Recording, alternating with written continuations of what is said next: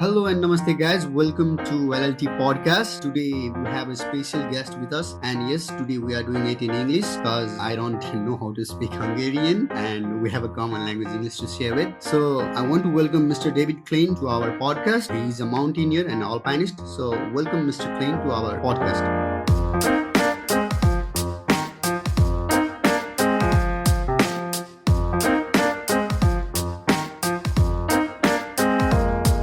Namaste. Namaste. How are you, Mr. Klein? We met 3 years ago in Dulike. So how are you? Yes, that's correct. In 2018, I think. Yeah, 2 years ago, actually. Yes, in Dulika. I was recovering, resting between two expeditions. I came from Tibet, from Shishapangma. Unfortunately, it was a tragic year. That was the year when Boyan Petrov, my good friend, excellent Bulgarian alpinist, has died, and I was heading to Pakistan. So yes, thank you very much. I'm fine. I am here in Hungary, not far from Budapest, from our capital, about 15 kilometers from the capital, and I'm doing good. Yesterday I was going through your website, and I found you started climbing at the age of 13. That's pretty early, right? So when you look back when you were 13, how does that look? How is the experience? But first of all, nowadays I think it's absolutely not uncommon that somebody starts climbing, especially indoor climbing, in the age of 13. There are many much younger young climbers out there doing fantastic things in indoor climbing and rock climbing. But I am old, and when I started climbing, it was the late 80s. And in Hungary, there were virtually no indoor gyms. There were absolutely no indoor gyms. Climbing was a little bit more adventurous, and we had to start on real rocks, on real crags. So in those times in Hungary, yes, it was uncommon to start in that early age. But I was very bad in soccer, and everybody in Hungary is supposed to play soccer. I don't know why. I didn't really like it. I was not good with the ball.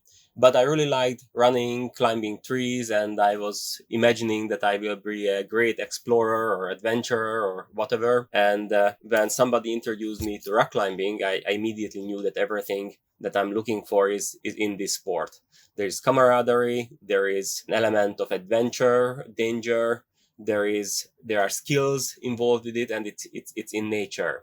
So I actually lied about my age. I said I was 14. That was the age limit when I went to the basic rock climbing course in Hungary. And since that day, since 1989, that's when I passed my basic climbing course.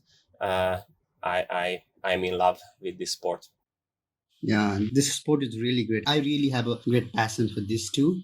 Maybe in near future I'm going to do in this or dive in this field. So I hope for the best. And I also would like to let my audience know David has already climbed 8,000 mountains without oxygen, and that's a great thing. I really admire this thing. And I had a question in my mind when I was going through this. What is the thing that what's the motive that you never use oxygen? What's the motive behind that? Maybe I'm too stupid to operate complicated equipment. I don't know. I mean, I love mountaineering, and I would like to climb in a relatively clean style. And I believe that my goal is not to get to the summit in any way, because then maybe in the near future, or maybe in one day, we will be able to, I don't know, teleport there or use some technical gadget that will soon, maybe there will be a helicopter landing that will enable people to step out onto an 8,000 meter peak. There has already been one occasion when somebody could touch the summit of Everest with a helicopter for 1 minute. Nobody stepped out of the helicopter, but it has already happened. So my goal is not to actually stand at that point, but to get there in a certain way. And using oxygen will reduce the height of the mountain. Of course, there are good arguments for using oxygen, and I'm not criticizing anyone who uses oxygen. Everybody should decide for herself or himself what style she or he uses. But I like climbing mountains. Yeah, but generally, above 1,000 meters, it is considered to be a death zone. So, what is your family's and your friends' take on that when you go without oxygen? Do they really worry about you, or are they okay with it? I think that they, well, of course, I don't know what they actually think and feel when I'm not there. I can only account for what happens when I come back, and of course, when I come back, they are happy and they seemed relieved. But I do think that over the years, I have demonstrated it to them that I don't climb so I could, I don't know, tickle the nose of death and see what happens. I consider this a sport, a beautiful activity, but not a Russian roulette game. I'm not there to take unnecessary risk. I do know that there is risk involved, and I acknowledge that with all precautions, it's still possible to die. But it's my duty to take all the precautions that I can to climb in a responsible way. And I think that they have already seen that in me over the years. So I hope I'm not causing too much pain to them. Yeah. So, talking about your time in Nepal and especially about your Everest expeditions in 2007 and in 2014. So, what do you have to share about that? How was the experience of the expedition, Everest expedition? Well, 2014 and 2007 were actually on the Tibetan side. Uh, and my best result on Everest, I've tried Everest many times, and there are some tragedies involved too. I lost a good friend and climbing partner in 2010. There was this collapse of the ice wall going up to Camp 1, and we were swept away by the avalanche. I survived, he did not.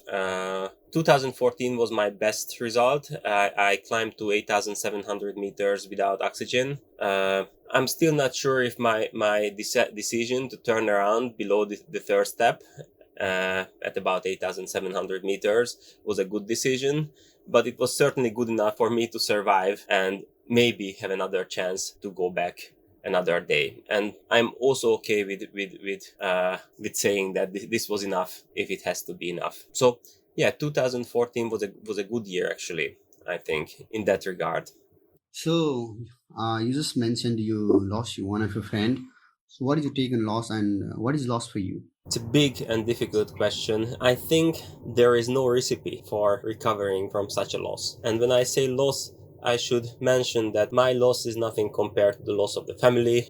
Konyi's children, my climbing partner's name was Konyi, László Várkonyi. But yes, I've lost a friend with whom I climbed for 10 years, and that's a long period of time to know someone and to spend quality time with someone. And there is no recipe for recovery. One of the interesting things I experienced was that not even on that day when the accident happened, when I was hanging on the rope and quite in a bad shape, not even on that day did it occur to me that maybe I will never come back to the mountains. I knew that I will come back to the mountains. So I knew that it will be a long road to recover emotionally, but I knew that that's my road. For me, when I go to the mountains, human relations are important. I value human relations, even here in Hungary or anywhere. But when you go to the mountains, everything becomes more intense. The smell of your socks bother me, then I want to kill you. And if I like you, then I would sacrifice my life for you. So all emotions become stronger, more intense. Everything is more intense. And that kind of encounter, the possibility to meet someone in such a unique environment, in such a unique way, is a great possibility, a great thing for me, something that I cherish. And because of these experiences, losing Konyi was a big blow to me. Yeah, I hope he's in peace now. So, how many times you have been to Nepal? I came to Nepal first in 1999. Yes, in 1999. So in another century, actually. Uh, I was. and yeah, I remember the old full moon. And do you remember the old full moon, the club in Kathmandu? Now there is a fast food place at the place where full moon used to be. Oh yeah, I have no. I think there's still a name of a restaurant, Full Moon in Tamil. Is it in Tamil? Yes, that's a fast food restaurant now. It used to be a hippie bar. And in 1999, I was a young hippie traveling with my girlfriend, and we came to Nepal during the winter. just traveling.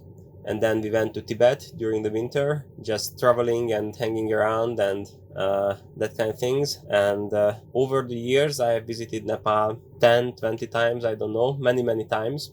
Times. Say it again. Countless of times. Yes, and yeah, I've seen some interesting changes. Of course, I was there.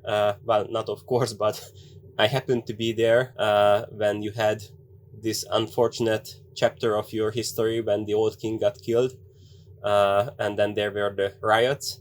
I spent those days in Kathmandu, and yeah, many crises and many good times. So I really like Kathmandu and Nepal. So through many years, what thing in Nepal that amazed you, and what are the things that you don't find quite, likable like before? Evolved. Yeah. Well, Yeah.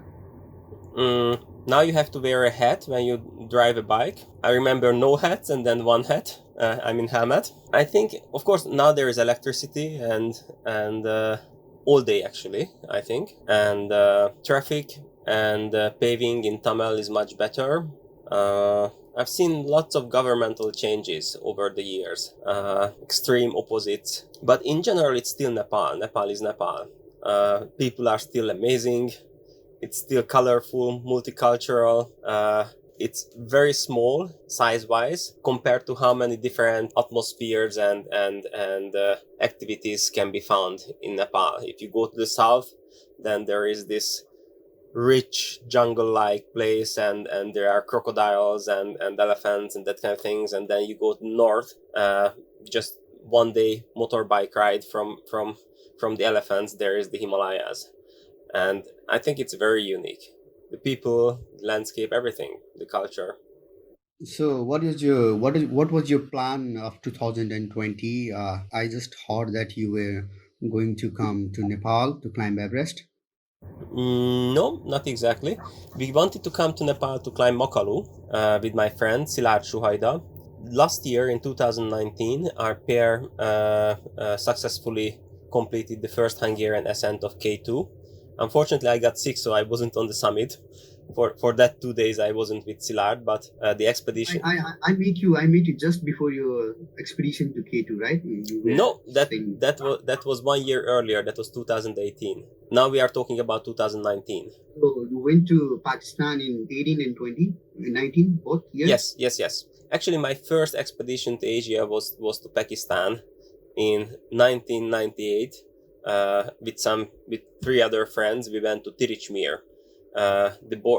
It's on the border with Afghanistan, in the Hindu Kush mountain range, and is the highest summit of the Hindu Kush mountain range. So I also like Pakistan very much, though Pakistan has much worse marketing than Nepal. Uh, it's not really an ideal tourist destination in many people's mind, but actually it's a very nice country. But back to Nepal and back to 2019. Yes, in 2019 we did K2. Szilárd was on the summit of K2 without supplementary oxygen, completing the first Hungarian ascent of the mountain. And then in 2020 we wanted to come to Nepal to do a Makalu expedition, preparing for our next expedition. In 2021 we wanted to go back to Everest to do the first Hungarian ascent without oxygen on Everest. But now we couldn't come to Nepal, obviously, because of the pandemic. So the 2020 spring expedition was cancelled, and the summer expedition to Pakistan, we were thinking about going to Pakistan maybe in the summer, was also cancelled, obviously. And now there is a slight possibility that we could come to Nepal in the autumn season, but we will see. Yeah, so we wanted to come for Makalu in the spring, but of course the pandemic has caused us to cancel. And then we were thinking about maybe going to Pakistan during the summer, but of course there was no season. There is no season in Pakistan now during the summer, and there is a slight chance that we might come to Nepal in the autumn season if Nepal opens its doors and we can find enough funding, which is of course always very difficult. But I have a feeling that the autumn season is not going to happen. It's 50-50, let's say. But trekking has already started in Nepal from today. Actually, it's from today. Trekking has started from in Nepal. I hope you can come in autumn season. I don't know, but how will it go? But I'm still positive. Yeah, I read some news about it, and it might happen.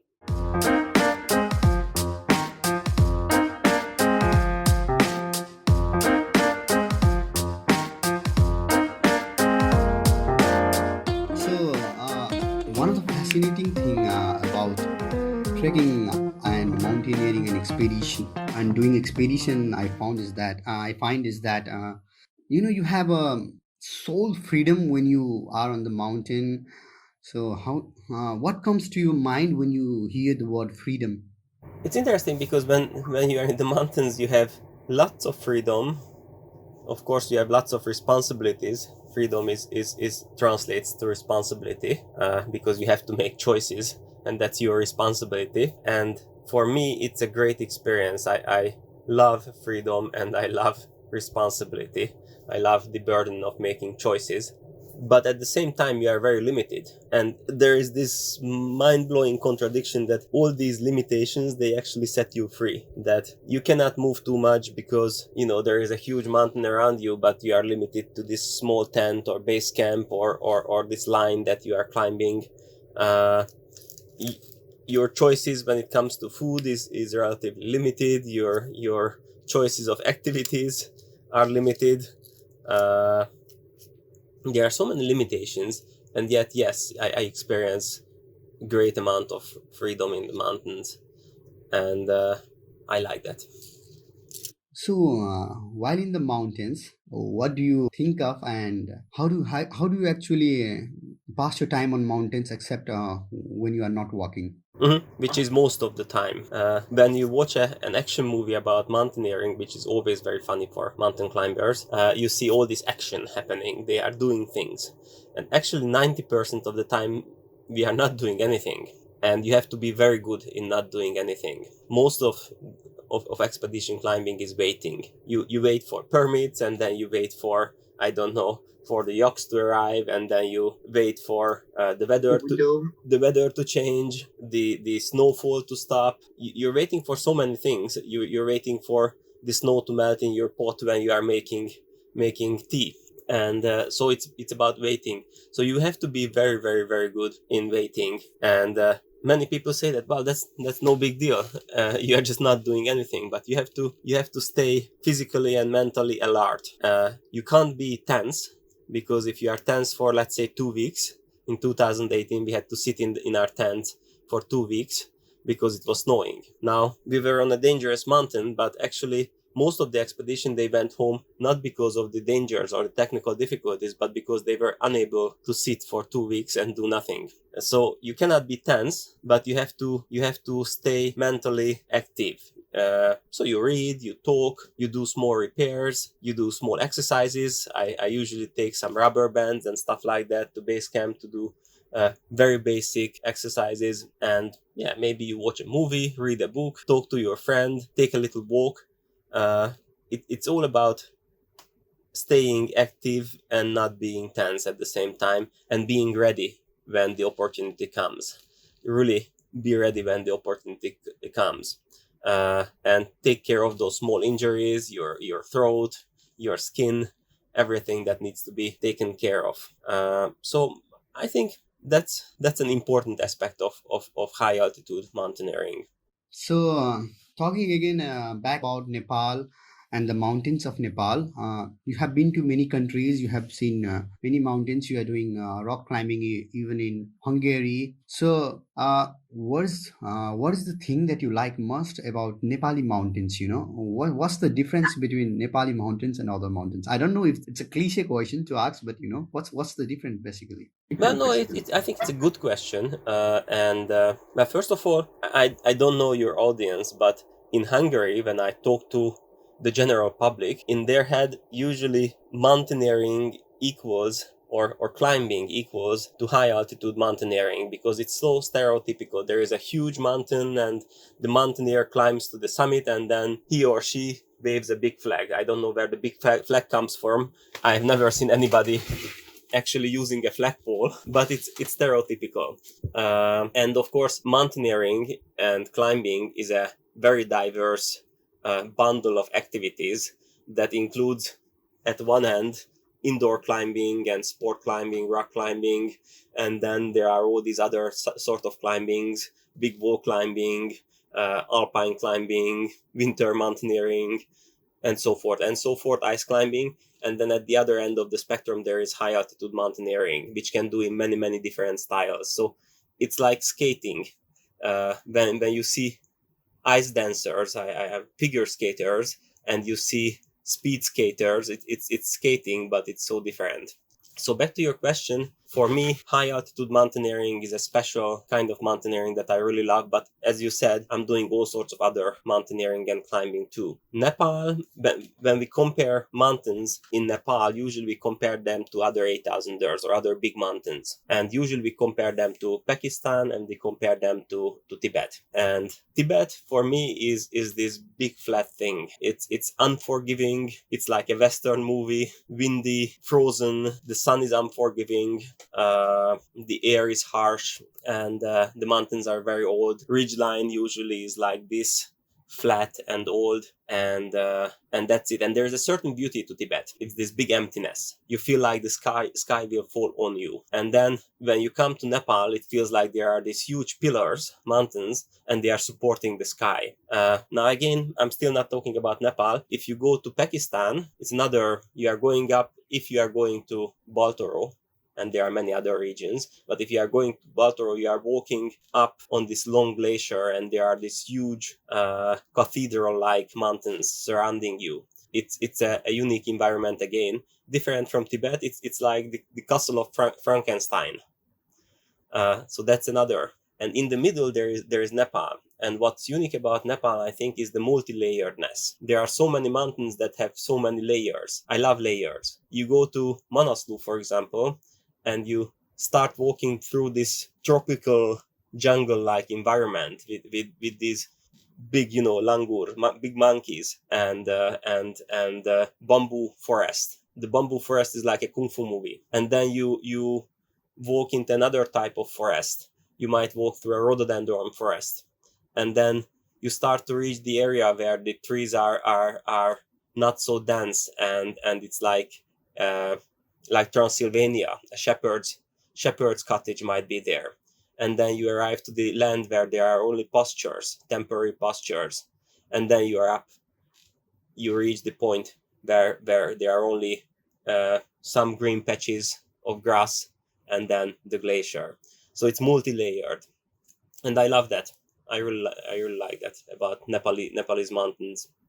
While not in Nepal, while not in mountaineering, and while not in expedition, what keeps you occupied, and how do you aspire some young ones who are really up for the mountaineering and expedition? When I am not doing an expedition, I do other kind of climbing almost every day or every second day. I go to the local crags. There's some nice rock climbing around Budapest, and then we have the high Tatras, which are mountains in Slovakia. I know that it sounds funny to somebody who is from Nepal. They are 2,000ers, mountains that are 2,000 and something, 2,000 few hundred meters high. But actually, since the base of the mountains are 1,000 something high, they are quite nice, and actually they have a high altitude or serious feeling. The mountain ridge is not long. It's like 26 kilometers, the entire mountain ridge of the high Tatras in Slovakia and partially in Poland. But it's granite and it's wide. So there are some interesting alpine projects there. And then you can go to Europe, to Italy, Switzerland, France, all these legendary and traditional mountaineering areas. And there are interesting projects. Last year, I had the privilege to visit Yosemite. I've been doing mountaineering in the United States before, but I've never climbed in Yosemite Valley before. So that was a big experience. And when I am not climbing, I have a very small book publishing company. It sounds cool, and I love the book publishing company that I do, but it's not like a big enterprise. I have one colleague and the two of us are working together, and I wouldn't say that it's financially a great success. We are publishing mostly psychology and some kind of managerial stuff, mostly psychology, but I really like books. So I'm working on the book publishing business sometimes. So when you are on expedition and couldn't go to the top and you have to return back, uh, how is the feeling? And when you could reach to the top and you are on the top, is that a success, or how do you define success? Well, first of all, I have had the experience of not reaching the summit many times, and there are very different experiences. Sometimes I feel like, oh shit, I screwed up. I really didn't do what I was supposed to do, and I am pulling my hair, and I know that I followed bad strategy or made bad decisions or wasn't bold enough or I didn't follow the right strategy, didn't make the right decisions, and then it feels bad. I feel like I wasted an opportunity. Sometimes I feel really good about the attempt. In 2014, I'm not sure if I made the right decision to turn around, but I was 150 vertical meters from the summit of Everest without supplementary oxygen. I really gave it everything, but at the end I decided that time wise I will not have enough. I was very strict about the turnaround time, so I feel I am missing the summit, but I don't feel bad about the expedition. And then there are some expeditions when it was such a great adventure that it's really good to look back. In 2001, for many months, the five of us, five climbers plus three guys in base camp, we were at the east face, the Kangshung face of Everest. And that was a very unique experience because for many months there were no other human beings around us. And we were climbing this multi-kilometers high, beautiful system of wall of rock and ice face.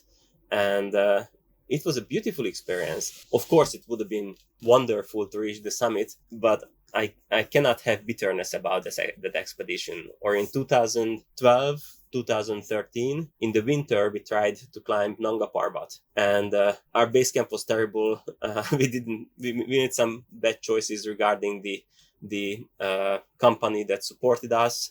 We didn't have a heater in base camp, which is a bad thing even in summer, but in the winter it's bad. We had a single wall mess stand. Everything was bad.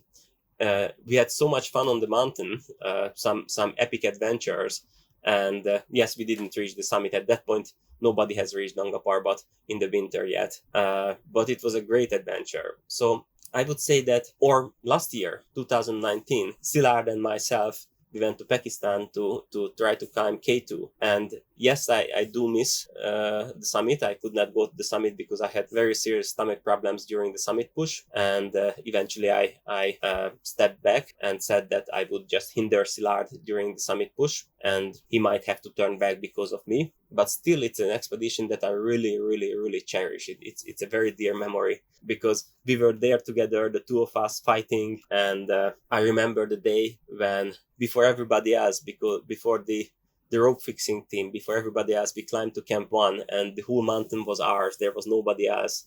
And then when we were descending, coming down, the Sherpa climbers, they were climbing up, and we just came down from the clouds and asked them, like, would you like us to fix 150 meters of rope? We are coming down. And they said, oh yeah, sure. And it was funny. I mean, of course they did so much work later and during the expedition and everything.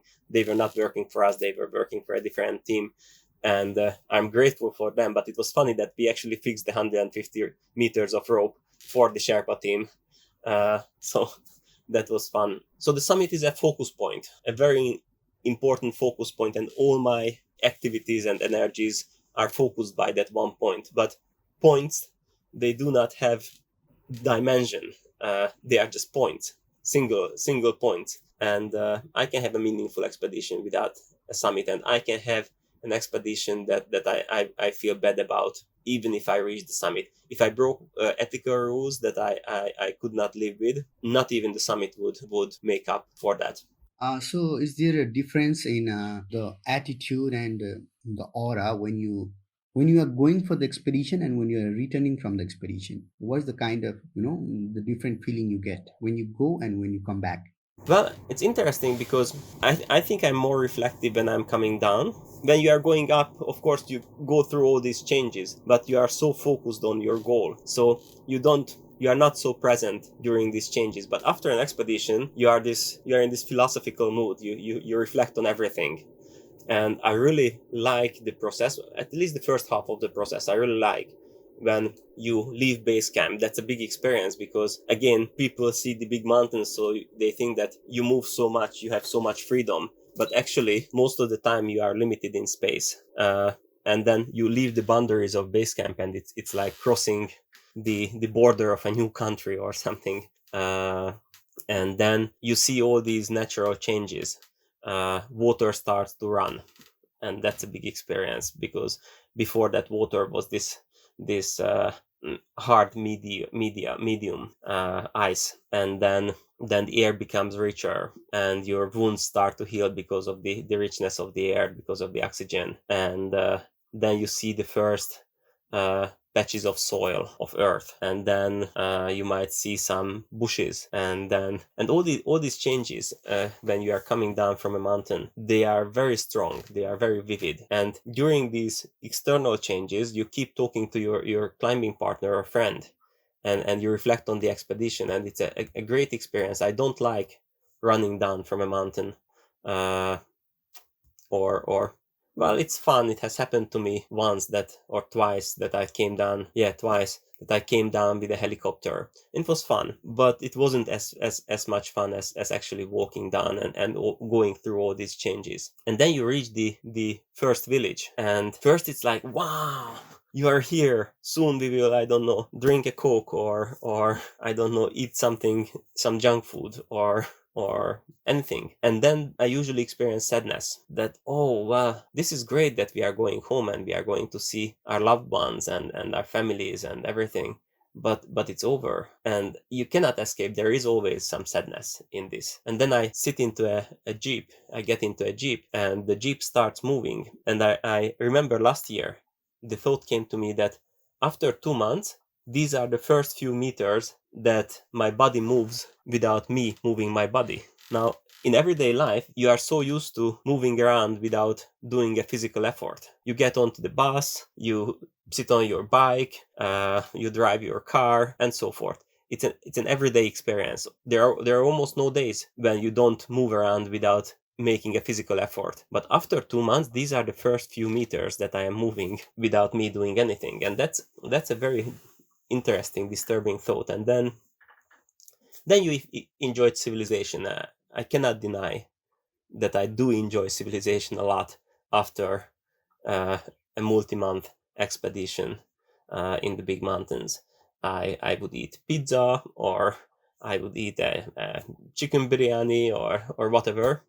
And then, of course, when you fly home and you meet your family, it's a big experience.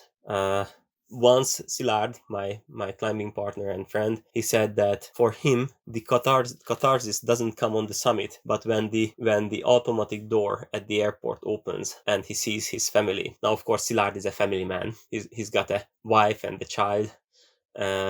So yeah, I cannot imagine that kind of experience. I very, very, very much look forward to seeing my girlfriend, and it was great when I saw him, but I don't have children. But then you have to adjust to normal life again, and there are some interesting things. I remember going to the toilet at the airport after the expedition, and we don't drink the water. We don't drink it in Kathmandu, and we don't drink it in there are no taps in base camp or on the mountain. You have to work for the water on the mountain. You have to melt it, cook it, put something into it so it doesn't make you sick. And in Kathmandu, you have to be careful so you doesn't, screw up your stomach. And I went to the toilet and I opened the tap, and there was water coming out, and I could just drink it. And I was like, wow, this is interesting. You don't have to work for electricity. Just go to the wall and plug your thing in. It's not like you have to put out your solar panels and collect the electricity and be worried that you won't have enough to charge all your essential gadgets. So it's interesting. The readjustment is interesting. Okay, so I don't want you to retire, but have you ever thought about it? Not really. I know that it sounds interesting. Of course, I have to always be honest with myself and make an inventory. Climbing is dangerous, even if you try to do it in a responsible way. I believe I am trying to do it in a responsible way, but I have to be honest. Climbing is dangerous, and no other motivation is acceptable for me than this is actually what I want to do. This is what makes me happy. This is what makes me complete. This is what makes me, no other. It's a selfish motivation. I have to admit that it's a very selfish motivation. I hope that there are other areas in my life where I am less selfish, but this is a selfish motivation. I'm doing it because I enjoy it. uh, I have to have an honest conversation every year with myself that, David, you are not doing it because you've been doing it for a long time. Yes, okay, David, this is really what makes you happy. This is what makes you whole. So far, every year when I ask the question, the answer is yes, this is what I want to do. So that's one question. And the other question is that, what can you do? How is your body changing? I'm 44 now. I don't feel weak, or I don't feel too old. Uh, but yes, there will be changes. And I take warm up now much, much, much more seriously than 20 years ago. 20 years ago, when I went rock climbing, I thought that these old guys, they were probably my age, they are just, they are just showing off doing all these warm up exercises. Now I do all the warm up exercises. Uh, so luckily, climbing and mountaineering is such a diverse family of activities that there will be something for me at every age. Mountains can give me something at every age. And at the end, probably hopefully, I will be very old and I will be walking around with a stick on a very small mountain or hill. And that will be my mountaineering. And I am happy with that. Yeah, so we are now at on the verge of end of our podcast. So, what would you like to you have been through a long journey of mountaineering? So, what would you like to uh, share with the young ones who are an aspirant of mountaineering? I, I don't want to sound philosophical and I don't want to give big messages to people. I don't like that because that's didactic. But find your own mountaineering, find your own passion in mountaineering. I know what motivates me in mountaineering. Uh, I remember the feeling of discovery and adventure and camaraderie and fear and overcoming fear and understanding fear and dealing with fear from my young age, and the excitement and the freshness of the moment, and find the kind of mountaineering that gives you these feelings, and then that's your mountaineering. Ask questions from yourself every year over and over again, so make sure that you are still doing the mountaineering that you want to do, and change it. Mountains are big, and it's a cliche, but we are small. So I'm sorry, because you are sort of a journalist, and in Hungary, when somebody makes an interview with us, the most hated expression that they use is that we are conquering mountains and whatever, and it's a very comical expression if you think about the relationship between mountain and mountaineer. I mean, the mountain doesn't care because it's a big pile of rocks and ice, and we are just projecting our inner selves onto the big pile of rock and ice, and we are adventuring in this inner self. uh, for me, mountaineering corners me. uh, I think down here at sea level, I might raise my right hand when I'm talking, so I make an impression, create an impression. But when I'm on the mountain really corners me, and it forces me to be myself. And I have to meet this guy. And this encounter with this guy, who is me, is not always pleasant. Sometimes I see things that I'm very critical of. Sometimes I see good things and I'm surprised. But the possibility that I can meet myself and I meet my friend, my climbing partner in such an environment is great, and cherish this possibility. Yeah, so as David said, found your own mountaineering. on this very note, we are going to sign off for today. Thank you, David, for coming and showing love to our podcast and in such a short notice. So I really am thankful to you. So yeah, thank you. Thank you. Namaste. Thank you, David. Namaste.